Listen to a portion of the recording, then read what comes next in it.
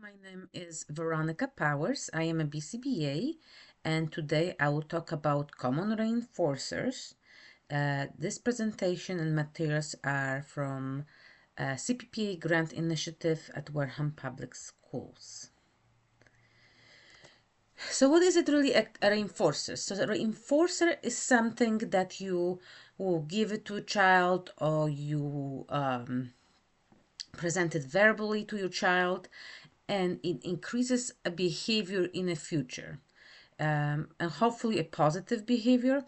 I talk a little bit about reinforcement in some of my previous presentations, but basically a reinforcer is, in a sense, often a reward if you use token economy. I had a presentation about that too. But it could be as simple as verbal praise or a hug that the child is really liking, and that reinforcer helps your child to maintain those positive behaviors. Often in educational setting, we use reinforcer for children to stay on task, to be safe with others, to follow directions. And the same way as we use in educational setting, we'll use it also at homes, with parents, with families, to help with exactly the same things. Stay on task. Just a task is a little bit different than in educational setting. It's not academic task maybe, but maybe those are a task that you expect your child to do, such as dressing up themselves, following nighttime routines, um, following meal routines, following your directions when you ask them to do something, when you go out, or when you ask them to do something at home, and being safe with others. Often with kids, it's with siblings, when there's maybe a little bit competition between siblings. So how do you do preference assessment home? So when you provide a reinforcement at home, and different reinforcers, so rewards for a positive behavior, you, in a sense, you have to do a preference assessment.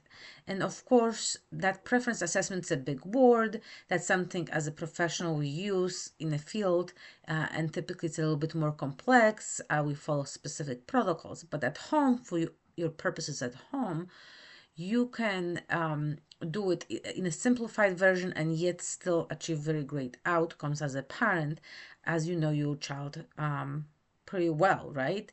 So one way of doing is just asking what your child wants to earn. And you can just have open-ended question with a little bit older kids, but with younger kids, you will give them choices. And let's say you give them choices of earning some sort of treat. You can ask them, would you like to have earn cookies, or would you like to earn ice cream, that type of thing. Would you like to earn a new toy, or would you like to go to playground for extra time? So you can give those choices. You can also, if the child has a hard time selecting things, or you want to give a bigger selection of choices, you might just present different toys or food to your child and see which one they pick as the first one. Let's say you present several different food. So you present a cookie, a goldfish, I don't know, a watermelon, let's say, and carrot sticks. And then you see what the child goes for first. And you would think that might be a cookie, but maybe it actually is a watermelon. So once they select that food, then that food is number one, right? That's what they find reinforcing, the most rewarding in that moment. And then from there, you can ask them to pick a second choice, and third and fourth. And so you kind of know in that moment what are their preferences and possible reinforcers. That might change from day to day, especially with food. So you might have to represent the choices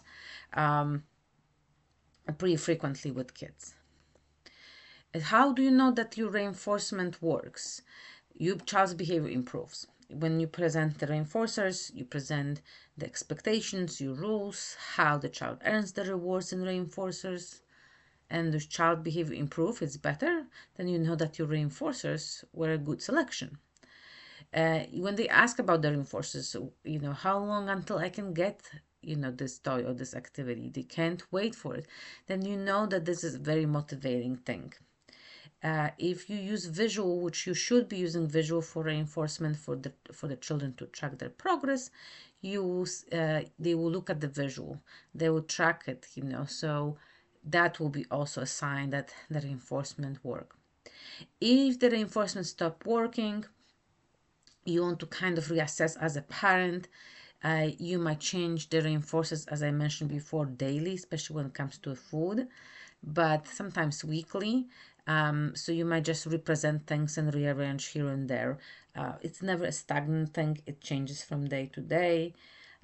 So I'm sure you yourself don't feel like pizza every day, right? There are days that you feel something different, right? For for a comfort food.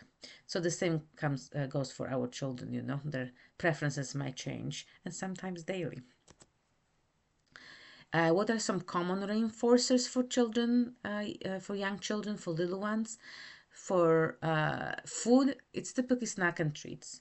And they could be often, the common ones are cookies, ice cream, candies, goldfish. Doesn't mean that your child will always like them. And there are exceptions, and some children will select vegetables or fruits over sweet or salty treats. So it's very individualized, but those are some of the common reinforcers. Other reinforcers are tangible items. So very common one, it's are bubbles, stickers, small toys, often cars and figurines, trinkets.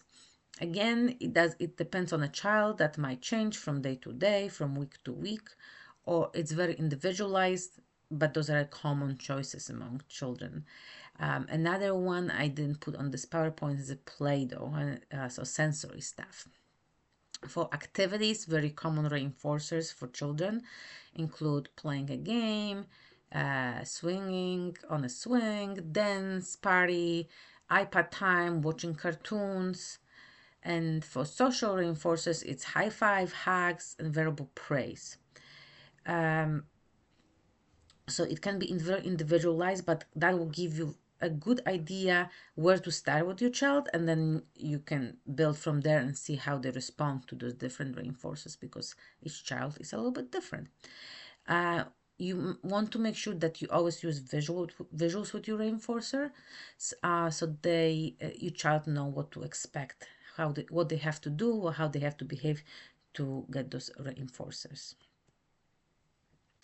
How do you start using reinforcers? Use first and then boards. I made a presentation about how to use token economies, but if you first time starting, you use first and then boards, and then you can build gradually to more complex token economies. Please check out my other video on token economies. So with the first and 10 boards, use the very simple language. For example, first brush your teeth, then iPad time for 5 minutes. We call it actually a grandma law, right? That's how we had to behave well at grandma's house. First, we had to do something, some sort of thing she asked us, either a chore or request, and then we were able to get cookies, right? So that's basically what it is. It's a grandma law. So you want to start small when you teach how to use reinforcers. You want to start with short tasks and quick reinforcers. They cannot be excessive. You just want to also the reinforcer should be small, attainable, but big things live for big occasion. And rotate the reinforcers. Even if they seem to still working, once in a while rotate them so to keeps the interest and motivation going. So keep that in mind. Here's a few examples of first and then boards. So the first example is about first finish your homework. As you can see in the pictures, then it's a game time, Xbox time. And that's for like older kids, but clearly you can use it with all the ages. This because as a second example, you can see first lunch or snack, and then we can go on a swing. So it's a very simple thing, but easy to make it at home and easy to use it. So you can use those boards to structure your child's day and provide those reinforcers and preferences for following instruction. Thank you for watching. If you shall have any questions, please reach out at the email provided, and I hope you enjoyed the presentation. Thank you.